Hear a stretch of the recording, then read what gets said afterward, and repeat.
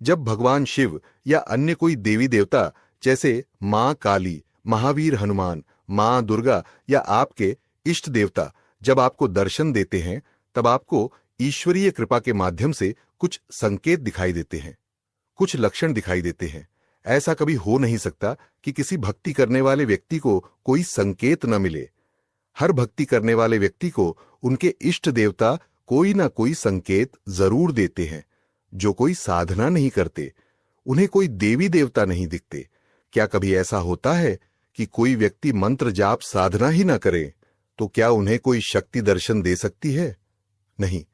जो व्यक्ति मंत्र जाप या कोई साधना करते हैं, केवल उन्हीं को ही सूक्ष्म शक्तियों के दर्शन होते हैं, क्योंकि मंत्र जाप और साधना करने से आपके अंदर एक दिव्य ऊर्जा का निर्माण होता है और फिर यही दिव्य ऊर्जा दैवीय शक्तियों को आपकी तरफ आकर्षित करती है, जिससे दैवीय शक्तियां आपको अपने होने का आभास करवाती हैं, आपको तरह तरह के संकेत देती हैं।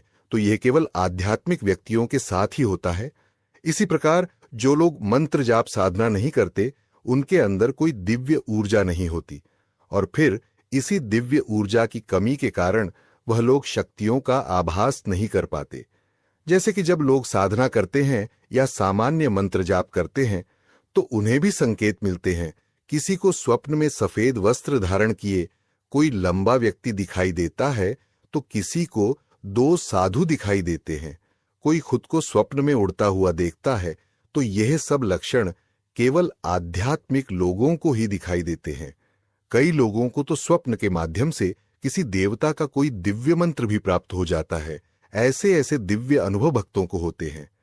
जब स्वप्न के माध्यम से आपको भगवान शिव या अन्य किसी देवी देवता के दर्शन होते हैं तो वह दर्शन आपकी जीवात्मा को होते हैं। सूक्ष्म शरीर भी आपका ही है और यह भौतिक शरीर भी आपका ही है। यह दोनों शरीर आपके ही हैं और दोनों में प्राण शक्ति एक ही है। वही जीवात्मा है जो आपके सूक्ष्म शरीर से स्वप्न में दैवीय शक्तियों के दर्शन करती है। मुख्य बात यह है कि आपकी जीवात्मा ने दर्शन किए हैं, चाहे माध्यम कुछ भी हो, चाहे आप दाएं हाथ से खाना खाएं या बाएं हाथ से खाना खाएं। मुख्य बात यह है कि आपने भोजन ग्रहण किया तो आपकी जीवात्मा ने भगवान शिव के दर्शन किए हैं। ये मुख्य बात है। सूक्ष्म शरीर आपकी जीवात्मा से सबसे ज्यादा जुड़ा हुआ रहता है। सूक्ष्म शरीर पूर्व जन्मों के कर्मों को लेकर चलता है। सूक्ष्म शरीर में इतना ज्ञान होता है कि वह आपके पूर्व जन्मों का ज्ञान रखता है। सूक्ष्म शरीर इतना शक्तिशाली होता है कि यह देवी देवताओं के प्रत्यक्ष दर्शन कर सकता है।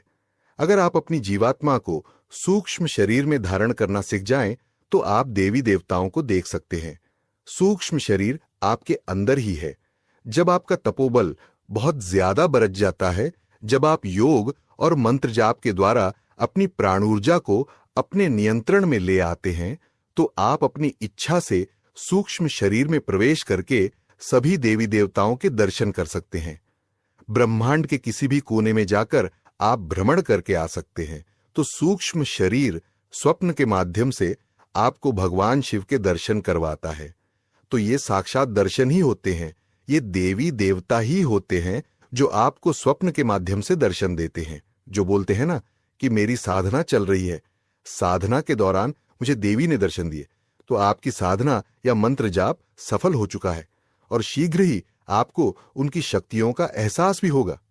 बस अब आप उनकी सेवा करें।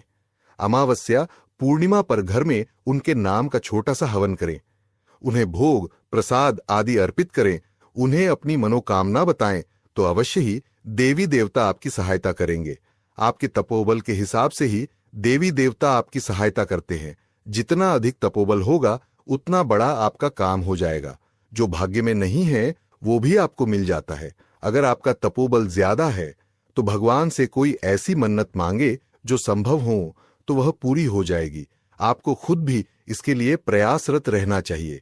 तो जो भी आपकी मनोकामना होती है उसे पूर्ण करने में दैवीय शक्तियां आपकी सहायता करती हैं। बस आपको प्रयास करना है और ईश्वरीय कृपा से आपको भगवान शिव के दर्शन भी होते हैं।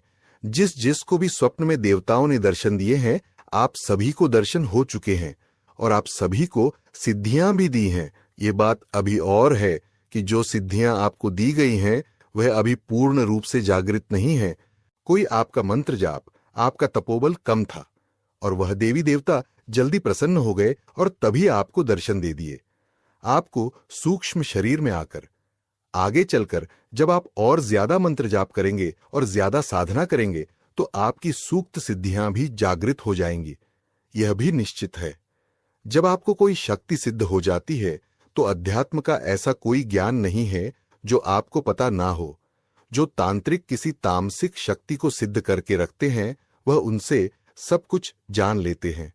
जो व्यक्ति किसी योगिनी को सिद्ध करके रखते हैं, ऐसे ही जो व्यक्ति किसी अप्सरा को सिद्ध करके रखते हैं वह उनसे सब कुछ पूछ लेते हैं। जो भगवान शिव की साधना करते हैं, जिसे शिव तत्व प्राप्त हो जाता है, वह भगवान शिव की शक्तियों से ज्ञान अर्जित कर लेता है। जिसने भी शक्तियों के साक्षात दर्शन कर लिए हैं, सिद्धियां प्राप्त हो चुकी हैं, वह ब्रह्मांड की हर जानकारी को प्राप्त कर लेता है। जो व्यक्ति साधना के मार्ग पर चलता है, जो व्यक्ति अध्यात्म के मार्ग पर चलता है, वह इन संकेतों को समझ लेता है। वह समझ जाते हैं कि भगवान हमें क्या कहना चाहते हैं। और जो व्यक्ति अध्यात्म मार्ग पर नहीं चलते, मंत्र जाप साधना नहीं करते, वह लोग इन संकेतों को नहीं समझ पाते। तो यही इस वीडियो के माध्यम से उद्देश्य था बताने का कि दर्शन सबको होते हैं। अभी सूक्ष्म शरीर में हुए हैं, आगे चलकर साक्षात दर्शन भी होंगे जब आप और ज्यादा मंत्र जाप साधनाएं करेंगे। क्योंकि मंत्र जाप करने से आपके अंदर एक ऐसी ऊर्जा का निर्माण होता है जो आपकी और दैवीय शक्तियों को आकर्षित करती है। मंत्र जाप करें और तपोबल बढ़ाएं। अब कुछ लोग ऐसे भी हैं जो बिना मंत्र जाप किए, बिना साधना किए भगवान की कृपा प्राप्त करना चाहते हैं। अगर आप किसी देवी के मंदिर में या किसी देवता के मंदिर में बिना किसी सामग्री के भी यदि आप मंदिर में जाना शुरू कर दें, तो यकीन मानिए कि आपके ऊपर उनकी कृपा अपने आप हो जाती है और आपकी जीवात्मा का तपोबल बढ़ना शुरू हो जाता है। आप किसी भी दिन का चयन कर सकते हैं। कोई सोमवार को मंदिर में जाता है, कोई मंगलवार को मंदिर में जाता है, कोई शुक्रवार को जाता है, तो कोई शनिवार को शनि मंदिर में जाता है। यदि आप नियम से सप्ताह के एक दिन किसी भी मंदिर में जाते हैं तो आपको बहुत सारे आध्यात्मिक लाभ होने वाले हैं। मंदिर में दर्शन करने मात्र से आपकी जीवात्मा पवित्र होती है, आपका तपोबल बढ़ता जाता है और मंदिर की शक्तियों से आपका एक संपर्क जुड़ जाता है। जब आपके जीवन में कोई परेशानी आने वाली होती है तो मंदिर की कोई न कोई शक्ति आपको उस समस्या से बचाती है और इसके लिए आपको मंदिर जाने की आदत डालनी होगी। सप्ताह में एक दिन मंदिर में दर्शन करने का नियम जरूर बनाना चाहिए। इससे आपके अंदर पवित्रता बनी रहती है। आप चाहे बिना सामग्री के मंदिर में जाएं, पर मंदिर में जाकर दर्शन जरूर करें। मंदिर की ज्योत के दर्शन अवश्य करें। इससे भी ईश्वरीय कृपा हमारे ऊपर बनी रहती है, क्योंकि मंदिर से अनेकों शक्तियों का संपर्क जुड़ा हुआ होता है और जिनके अनुभव बंद हो चुके हैं उन्हें जरूर मंदिर में जाने की आदत डालनी चाहिए। मंदिर में प्रज्वलित दीपक पर ध्यान केंद्रित करना चाहिए। इससे शरीर की नकारात्मकता भी दूर होती है और आपको फिर से अनुभव होने शुरू हो जाते हैं। अनुभव बंद होने का एक मुख्य कारण है कि आप अपने अनुभवों को शेयर करने लगते हैं, जिसके कारण आपको अनुभव नहीं होते। क्योंकि आपके इष्ट देव और आपकी बात केवल आप दोनों के बीच ही रहनी चाहिए, पर आप तो उसे शेयर करने लगते हैं, इसीलिए आपके अनुभव बंद हो जाते हैं। इसके निवारण के लिए आपको चाहिए कि आप प्रतिदिन मंदिर जाकर अपने तपोबल को बढ़ाएं, जिससे आपकी ऊर्जा में वृद्धि होगी। ऊर्जा में वृद्धि होने के कारण आपके बंद हुए अनुभव दोबारा से खुल जाएंगे और आपको पहले से भी ज्यादा दिव्य अनुभव होने लगेंगे। और फिर इन अनुभवों को आप गुप्त रखना, इनका ढिंढोरा मत पीटना, क्योंकि यह आपके इष्ट और आपके बीच की बात है। इसीलिए इन अनुभवों को अपने तक ही सीमित रखना। तो यह थी जानकारी देवी देवताओं के दर्शन के बारे में कि किस प्रकार देवी देवता आपको स्वप्न में दर्शन देकर आपको सिद्धियां प्रदान करते हैं, किस प्रकार आपको संकेत देते हैं। मित्रों, अगर यह वीडियो आपको ज्ञानवर्धक लगी है तो इसे अपने भक्त मित्रों में भी शेयर करें। ओम नमः शिवाय।